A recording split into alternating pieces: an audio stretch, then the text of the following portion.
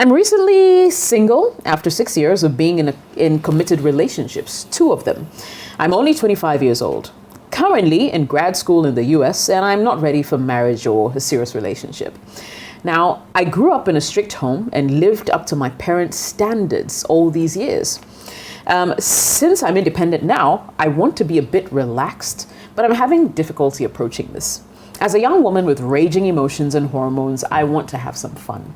However, I find myself worrying about diseases, safety and security, amongst other things, because people can't be trusted. I also find that I lack confidence when approaching a man or a stranger because I feel like I have too many conditions and that's too much to ask. I'm not saying that I want to be promiscuous. I just want to be a happy-go-lucky person in a happy-go-lucky relationship, but not an open one. 2 questions. 1, what is your take on living freely and having fun before settling down for marriage? And number 2, how can I have this fun and still be safe out there? I feel like the people in my circle will judge me for talking about such things, so I'm really counting on your opinions. Thank you. And that's from Beatrice. All right, Claudia, I'm coming to you. If you have any solutions. I think she needs new friends. If she thinks her friends are going to judge her, then she needs new friends. Because your friends should be happy that you're ready to rediscover yourself. And first of all, I want to deal with this notion of if a woman is exploring her options, it's assumed she doesn't have standards. That's just a patriarchal misconception. Anybody should be able to try their options out there. Do whatever you want within the standards that you have set for yourself. So first of all, what makes you happy? Not what your friends are going to think, what they're going to judge you because you are living your best life. You need new friends. That's dealt with. And for me, I'm all for women living the free life, enjoying life, exploring life, meeting men, meeting people in a safe environment. And I'm not even going to say that because she's meeting men, she's going to have sex with all of them. Mm-hmm. Sometimes just going on dates, just going on walks, just meeting different people from different walks of life. It sort of like broadens your perspective on life. It's not about rushing into marriage. And I'm happy that she's decided that she wants to explore her options. She should go for it. And in terms of safe sex, using protection, very, very important. And the way she presented her stories is it's not going to be with people that she knows that she can tell them to go for STI tests. It's probably going to be one night stand, hookups, stuff like that. And that's kind of risky in terms of STIs and other diseases that's out there. So she should explore her options, but she should be safe because sometimes I ask myself, what if the person is a serial killer? So she should even start to establish trust. Although she's getting to know people, she should move with people that she trusts and not just follow everybody to their house or follow every man to their house. Like, apply common sense. Although you want to have fun, apply common sense that will keep you safe. Also, she can also go solo, exploring her body, finding out what turns her on, what turns her off, her sensations, because you can't enjoy with others what you don't know for yourself. So she also has to first explore her body because she talked about hormones. So there is some part of sensations that she wants to experience as a woman, feel herself, the pleasantries in her life. So she should also do that as well. And most importantly, go out, meet men in a safe environment, explore all your options. You're an adult, apply common sense, forget about your friends. If they are judging you, you need new friends. That's my 2 cents. Mm-hmm. All right. Eugenie, what do you think? Well, I think that Ms. B needs to work on herself. I think Ms. B needs to work on herself. Claudia's advice is awesome sexually, but I think socially, it sounds like socially she's not ready. I think that what she needs to do is to find herself socially. What kind of person are you? Are you an introvert? From what you're writing, sounds like you're an extrovert, but on the other hand, you're worried what your friends will say. So I couldn't agree more when Claudia said, lose your friends. Lose your friends. Maybe, it will work best for you. You don't need people judging you. But it's another thing I tend to find that a lot of, how old is she again? 25, did I hear? 25 Yeah, years. a lot of young 25. women. And it's again how we are raised here. We do not have hobbies. We don't. So we just go to school, come home, chit chat, make sure you study all the way. And the next thing you realize, you're done with uni. You probably never did anything. You don't have a skill to say, oh, I like braiding hair and this is something that I do for fun. Or I like taking care of children, so I teach in Sunday school. Or do you know what I mean? Yeah, We just don't extracurricular. explore any extracurricular. None. So you need to now find yourself, and even with that, you begin to also realize the kind of men, and not every man who comes along is meant to be to stay. Let me put it that way. To be that kind of man who eventually stays. Some may just be passing through, and you need to know which to let through and which to decide, okay, have a seat. But it depends on what you as the individual is also exuding. And from the sounds of it, as I say, socially, we don't sound ready. I would suggest join some club or association that will nurture some of these feelings that you say you have, maybe guide it in a better direction. I couldn't agree more when Claudia said that you want to be safe out there. There are wackos out there. So I don't care whether it's someone who is from your country or from your continent, and so you feel like, or they look safe. There are people out there who just think that I want to kill you because I can do it for the fun of it. And especially out there. Yeah. So we couldn't stress on that enough, that be safe, be very safe in wanting to do this. Do not also communicate openly that this is what you're looking for. It shouldn't really come out. You may come across as desperate or lose one or the other, depending on who's reading the signal. But I think that what I'm glad about is the fact that she's also been able to identify where her challenge areas are. She says, I was raised strict, and so I think I'm a bit stiff. So that's a good starting point. So once you know that, then you can catch yourself when you're being that. But trust me, in as much as it comes across as a bad thing, it will work in your interest as well. Because you may get to a point where that being that prudish will save you from a bad or near bad situation. Right. Yeah, I agree completely. Yeah. Olivia. So I'm going to tackle this from a purely Christian point of view.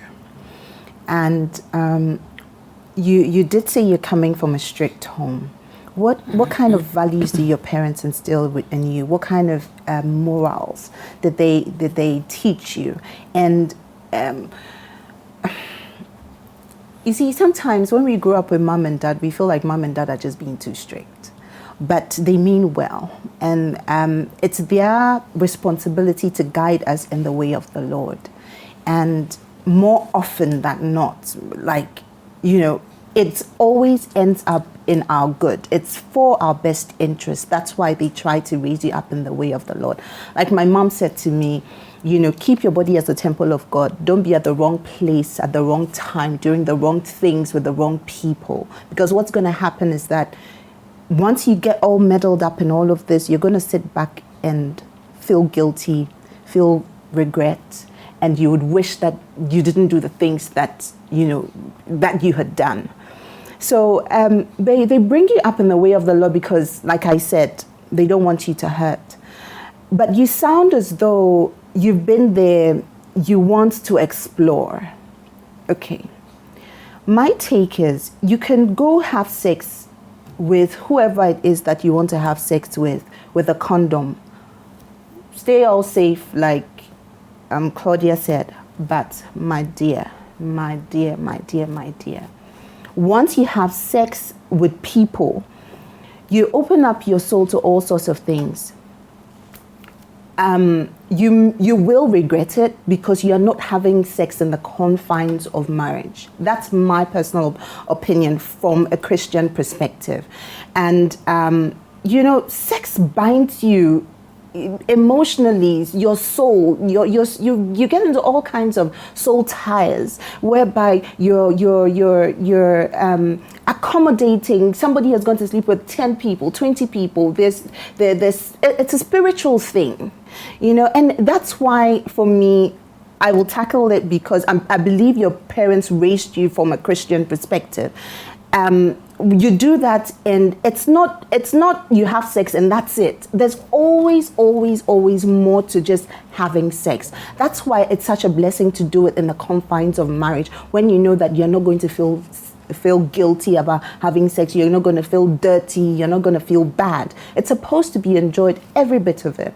Now, in terms of finding yourself, because I feel like you're like, you know that you shouldn't, and plus you have friends who sort of understand how you've grown up. You have your circle of friends are people who do things the right way, and you don't want to do things the right way anymore. You just want to explore. You can do 1,000,001 things, and it doesn't necessarily have to do with sex. You can find yourself so many ways without necessarily sleeping with people. You can meet people, you can date, you can get to know people, you can learn a hobby, like Eugenia said. You can travel the world. You can find yourself. There are 1,000,001 things on this planet to do, to find yourself. You can travel to some country where there are deprived children, there are orphanages. You can find yourself in so many ways besides having sex. And I feel like, unless I'm wrong, and I do stand to be corrected, I feel like you want to explore yourself a bit more intimately. And it doesn't come cheap, my dear. That's my opinion. I don't think it comes cheap. I really think that you should keep yourself as a temple of God. And there's so much you can do with your life besides feeling that mom and dad said, I shouldn't do this. So even though mom and dad are telling you not to do this, you need to ask yourself pertinent questions. Yes, they are telling me not to do this. They bound me. Okay, but for me as an individual, what do these values mean to me as a person? As opposed to they said don't do it, therefore I'm not doing it. Sit back, reflect, and think about how the positive blessings that will come out of just staying pure, staying holy, and doing other things. And you can save lives. You can. There's so much. I don't even know where to start from and where to end. I just don't want you end up taking the wrong decision, because trust me, you see, you want to explore yourself, right? You end up in a nightclub. You end up with a one night stand. You end up with some kind of, yes, you can have. You meet somebody who is like immediately, no, there's no condom, and then you probably do a few drugs or two, because in the name of exploring yourself, you end up having unprotected sex, and then one thing leads to the other. Most diseases out there, sexually related diseases out there, it's very hard to treat and it's very hard to cure. Like, for me, don't go out in the name of, exploring yourself and lead yourself into all sorts of dangers that are not necessary. I think that you can find yourself in other ways that would be a blessing to you and be a blessing to other people. There's more for your life. You're looking for some kind of inner peace. That's what I think. You're unsettled about something. If I were you, I would go on my knees. You're complaining about these raging hormones, and then you're going about raging hormones. When we're growing up, what did our parents tell us when we want to have sex and all that? They tell us, find a book and read, go and play ball, go and do something, because these hormones are natural, they're normal, but you should be doing them, do things the right way so that you don't have any regrets. I'm taking it from a Christian perspective. So, I mean, I've heard everything you ladies are saying, but I smile when I read this because I can relate. From the way I was brought up, I didn't go to, for instance, something as regular, at least in my circle of friends, as a nightclub till after university. And people were shocked, and like, first day I went, I fell asleep.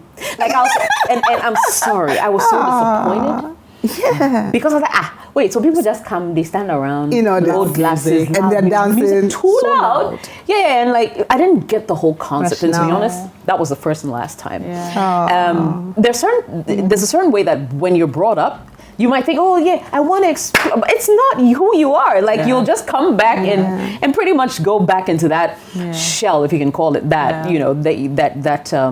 that you're comfortable with. Yeah.